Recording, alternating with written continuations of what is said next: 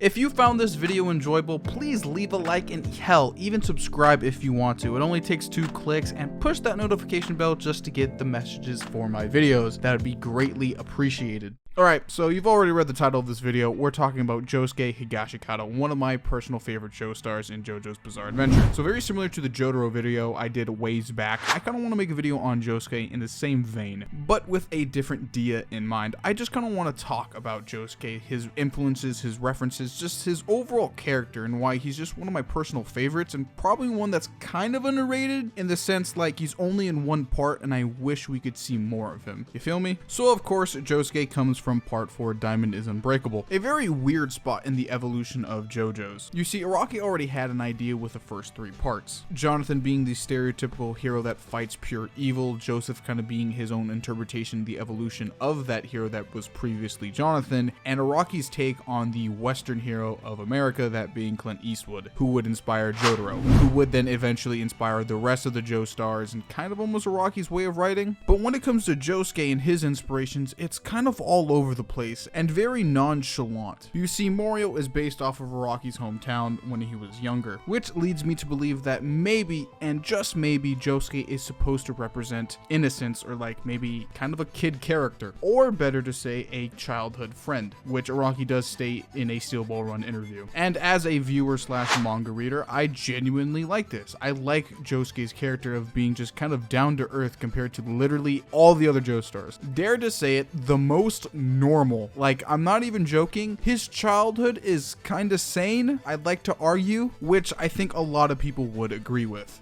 And the influences do not stop there. If we look at Josuke's character design, there is a lot to unpack here. One of the more obvious things on his design is his pins and medallions. Of course, this is a reference to Araki's favorite artist, Prince. Prince was known for his very flamboyant style of music and looks, so it's clearly obvious here that Josuke was inspired by him. Maybe even the Pompadour just a bit, but I think that's another influence in and of itself. When it comes to Josuke's characteristics and features, the Pompadour is there for everybody to see. It's the thing that defines his character, and is based off of the, I'm gonna fuck this up so bad, of the Bozotsuku? Oh god, that was terrible. I'm leaving that in. It's a motorcycle counterculture group in Japan. It's kind of outdated nowadays, depending on the version of it, but it did inspire Josuke's at least hair design a little bit. Also, just for informational purposes, the groups that inspired both Jotaro and Josuke are completely different. Just FYI, fun fact. Overall, I love Josuke's design. As I've already previously said, it's probably one of the better ones out of all the Joestars. There's something about it that just oozes character and personality a lot better than the others. And that may be due to the fact that he's just such a good person, and he's just overall charismatic and just super cool. Like, Josuke is just fun. Like, I'm just gonna boil it down to the most basic I can put it. He's a fun character. That's why I like him. That's why a lot of people like him. Like, I don't have to explain this very in-depthly. He's just fucking cool, bro. You can just genuinely tell Araki just wanted to make a fun character in a part which wouldn't dramatically affect the world. And segueing into that, Crazy Diamond. Jotaro himself would describe Crazy Diamond as the most kindest stand. And since stands are mirrors to their users, Josuke as the most kindest. Also, Jotaro would name Crazy Diamond, fun fact, which means that Josuke never named the thing, which is weird. Meaning that for several years, Josuke would just have a stand next to him and just call him out just saying stand or grunting, which is even weirder. Surprisingly enough, in December, we're getting a whole horse in Josuke story, so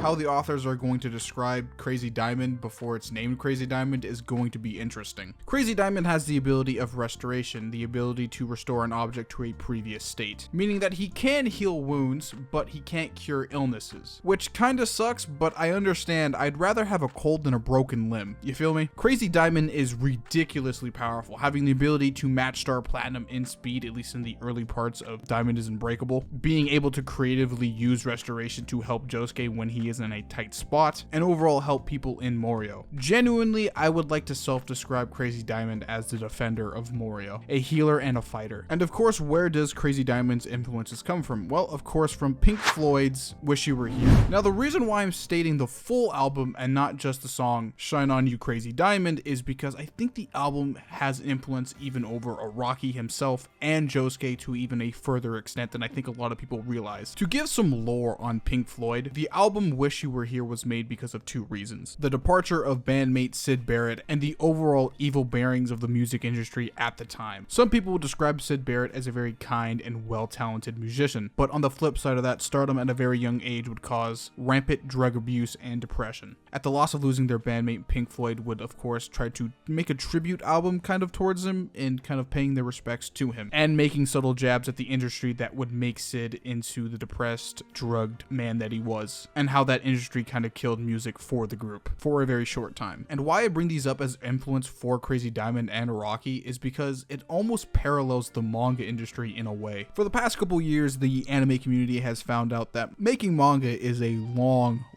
and grueling process. And for people like Araki that make these things weekly, it takes a toll on a lot of people. Editors and critics can be bad enough, but put on a weekly amount of stress to draw stories is just mind-boggling. So I do believe in some way the biker gang that influenced Josuke is supposed to be a rebellious kind of character for Araki to draw. Josuke is supposed to be, at least maybe in Araki's mind, the Pompadour rebel that, you know, is supposed to defy the system, at least maybe in Araki's head, but I know I'm kind of stretching it with that, but this album kind of is influencing Crazy Diamond, and we know that stands influence their users more than the users influence the stands, said by Araki himself. So I do believe in some way or fashion Josuke is supposed to be kind of the rebel. And if for whatever reason you don't believe me, later on in part 5's development, Araki would get depressed for probably obvious reasons, that being Shonen Jump and probably life issues, and we would eventually learn after that in part 6, Shonen Jump editors don't like Jolene or the whole concept of part 6 Stone Ocean, which leads me to believe that the reason why all these future protagonists are so rebellious is because, well, he just doesn't like editors or just people telling him what to do. They suck the fun out of drawing a manga, which of course comes back to Pink Floyd's Wish You Were Here and Josuke.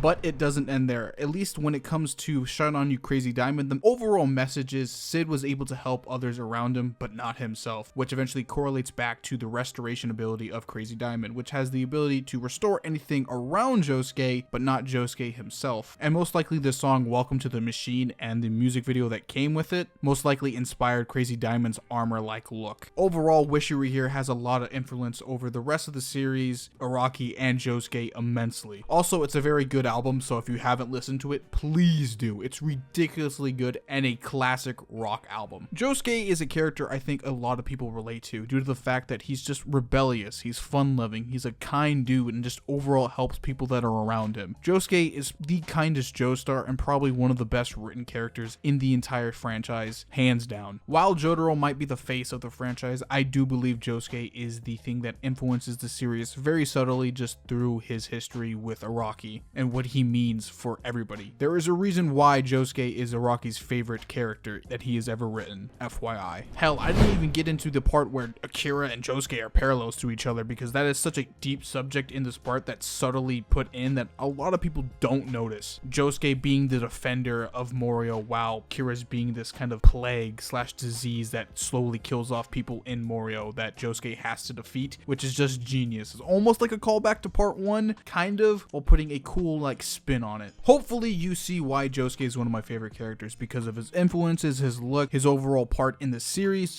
He's just a good character. I just love him a lot. There's a reason why he's my second favorite, always battling for first in my heart, right next to Johnny Joestar. He's just so cool. I love him a lot, and I hope you do too. Well, that's going to be the end of the video. Like, comment, share, subscribe, follow me on Twitter, stay hydrated. See you in the next one, ladies and gentlemen.